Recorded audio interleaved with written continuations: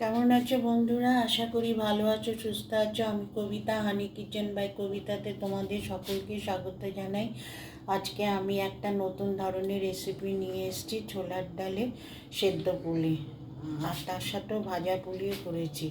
ছোলার ডালে সেদ্ধ পুলি করার জন্য ছোলার ডালটা আমি আগে পেস্ট করে নিয়েছি। পেস্ট করে তারপরে যেমনি ধোকা যেমনি করে সেই হিসাবে নাড়াচাড়া করেছি। ধোকা যেমনি ঝাল দেয়, এটা ঝাল না দিয়ে এর মধ্যে ঘিয়ের মধ্যে ভিজেছি। ঘিয়ের মধ্যে ভেজে এর মধ্যে খোয়া ক্ষীর, একটু চিনি, একটু সামান্য একটু নুন দিয়েছি। নিয়ে এটাকে দিয়ে মণ্ড তৈরি করেছি। এখন এটাকে তৈরি করব, পিঠের আকারে তৈরি করব। এখানে নিয়েছি নারকেলের পুর, ক্ষীর দেওয়া নারকেল পুর। এটা হচ্ছে খেজুর গুড়, এর সাথে ভালো লাগবে খেজুর গুড় দিলে। এখন তৈরি করব।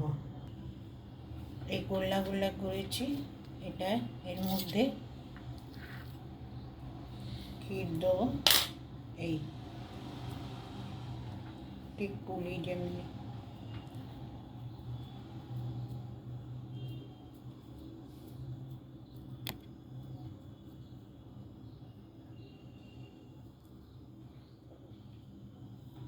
এইভাবে সব কটা করব।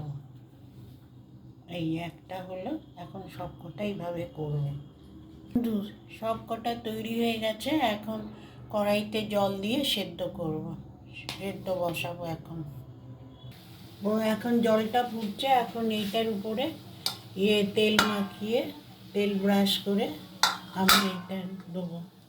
এরপরে পরপর এইগুলো সাজিয়ে দিয়ে মিনিট 15 ফুটাতে হবে।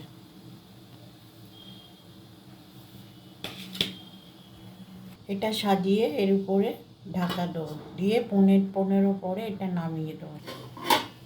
এই পুলিটা সেদ্ধ হয়ে গেছে, এবার আমি নামিয়ে সার্ভ করব।